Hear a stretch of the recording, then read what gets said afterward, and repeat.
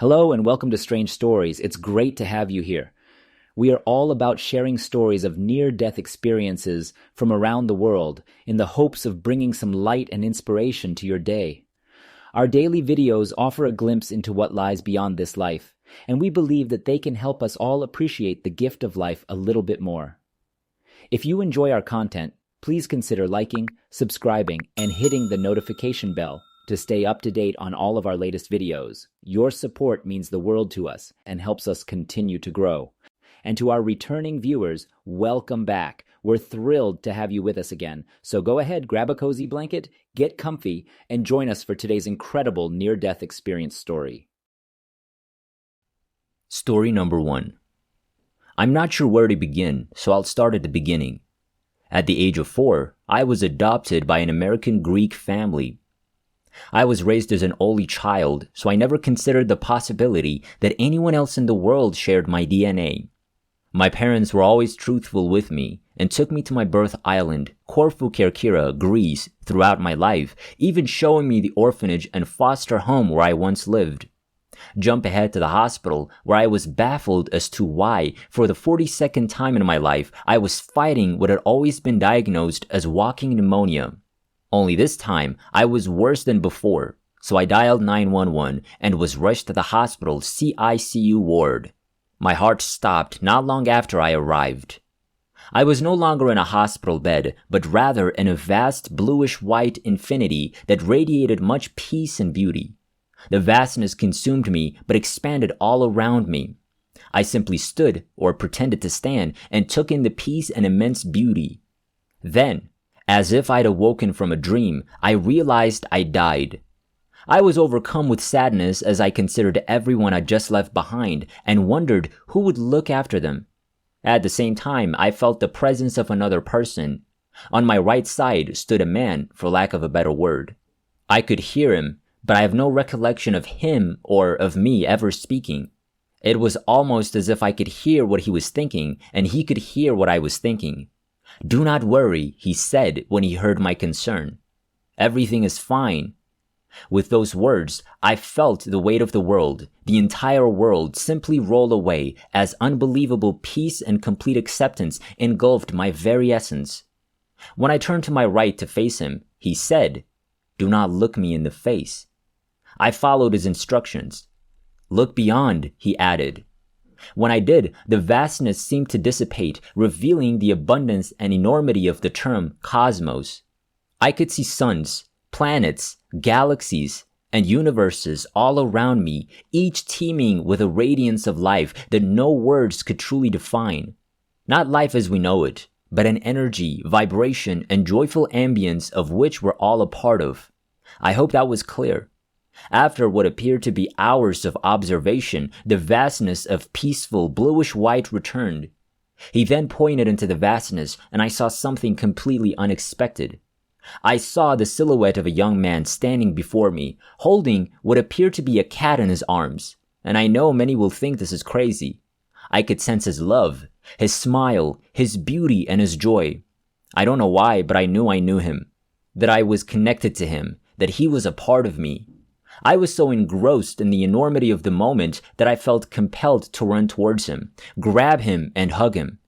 Suddenly, the person next to me raised his hand in front of what I can only assume was my face, preventing me from running forward.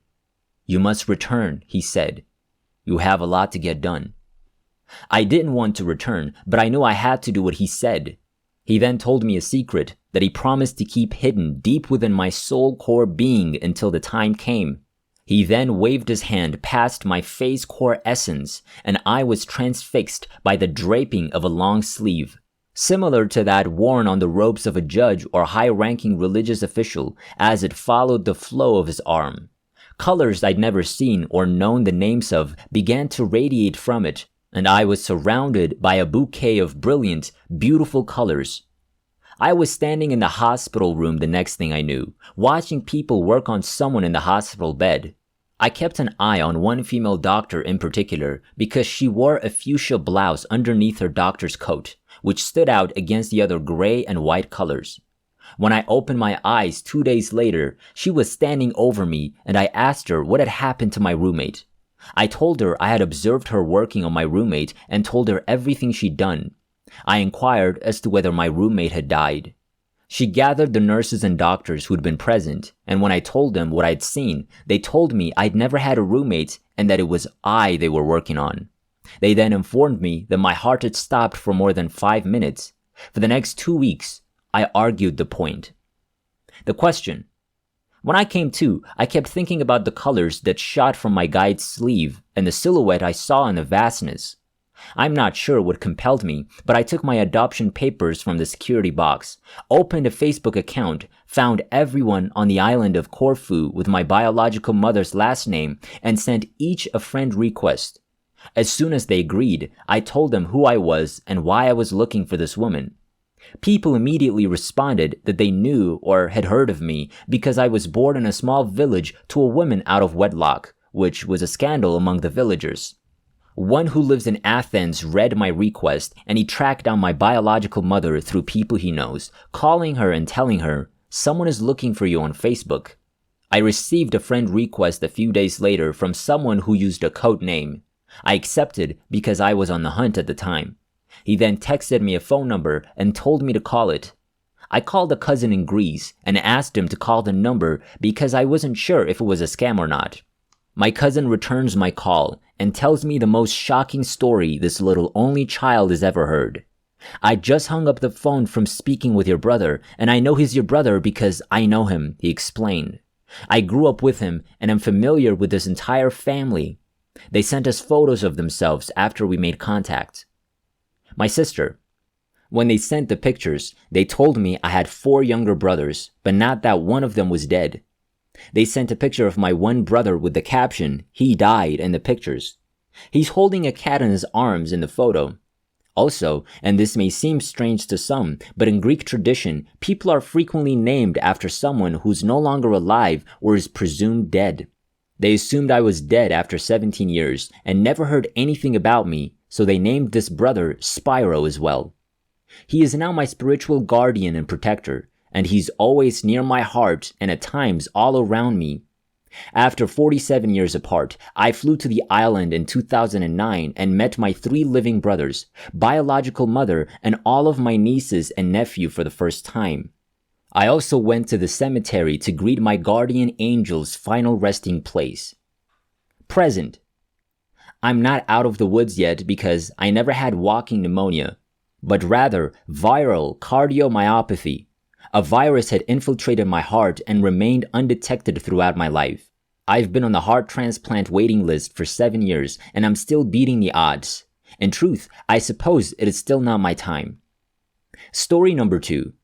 I became aware of losing consciousness shortly after the heart catheterization began. Then I realized I had a visual perspective from behind the medical people. I was looking over their shoulders as they worked quickly and in concert. I couldn't see what they were working on, though. I had a strong feeling that I didn't want to be there and that I should leave immediately. I shot up directly into the air and was looking over a wall. My 2 adult children were standing hand in hand on the other side of the wall, looking at me but not seeing me. I remember thinking this was odd. I moved quickly towards them and felt myself moving as energy through them. I could feel myself dematerialize and my powerful, forceful energy drive right through them. This sensation was accompanied by a whooshing sound and dazzling colorful lights, such as LED sparkles or flashes all at once. I was out the other side of them as quickly as I entered them, and they were behind me. How odd. How did I do that? I remember thinking. I realized I had no body at that point, and I could feel myself moving forward, gaining momentum. At this point, I became aware that I was hurtling through space, but it felt like I was in some kind of void with walls but no ceiling. The walls vanished like dominoes, as if time and space were infinitely expanding around me. A tiny pinprick of intense white light appeared ahead of me. It drew me in. I found myself drawn to it inexplicably. What is that strange light? Was my thought process here. I noticed it off to my right as soon as I saw it, and I began hurtling towards it faster and faster. The faster I approached it, the brighter and larger it became. But it seemed to be moving as well, always ahead of me. I was aware of everything. My lack of body, the speed with which I moved through space, the expansion of space and time, the increasing intensity of light, and the sound of air moving like when you feel someone whispering in your ear. That noise engulfed me. I remember thinking, what exactly is it? What exactly is that light? As I approached it, I was reminded of my beloved yellow Labrador dog, Sandy, who had passed away 7 months before. I slowed down and waited for her to emerge from the void on my left side. She changed as she emerged, from her young self to her old self. She was surrounded by energy, as if it were a force field, a loving, compassionate, swirling energy that emerged from behind her to envelop her and me. It was a pink that was translucent. When she came to my side, I came to a complete stop. "Oh, hi, Sandy," I remember saying, so common, so familiar, and just like every time she greeted me at the front door.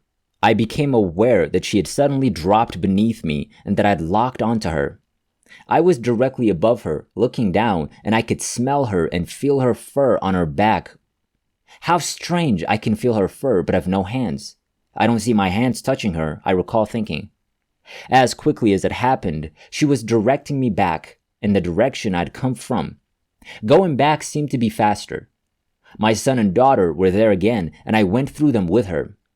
I went up over the wall with no ceiling when I emerged on the other side of them and could feel myself re-entering the room and my body. I had a vision of every living being in this planet, people I knew, friends, family, people I don't know, every living human being on this planet, all scattered and looking in different directions, and all of them had silver cords connecting them front and back, upper sternum and between the shoulder blades. These cords connected everyone to everyone else. Some cords were taut, others slack, some were waving, others vibrating, some were short, others long, and drifting like webs in the breeze. No one seemed to be aware of them or that they were linked. I came to a halt and landed in my body. The following experiences were disjointed and coarse. What I had just experienced had lost its ethereal quality. I recall the voices of staff. It seemed like they were shouting, telling me not to pull out my ventilator. "Lisa, don't pull that. Don't touch your tubing." I could feel the ventilator down my throat, my lips around it, and my arm being restrained. It felt coarse and intolerable. I then heard my husband's voice tell someone that I was gagging on the ventilator. Then I felt someone rubbing my feet, and I realized the tube was gone. It was difficult to open my eyes, but when I did, I saw my husband rubbing my feet at the side of my bed, and everything was pink, as if a pink filter had been dropped in front of my eyes. I was in excruciating pain in my chest, and my first words to my husband were, "When I returned, I saw Sandy. What happened to my cord?"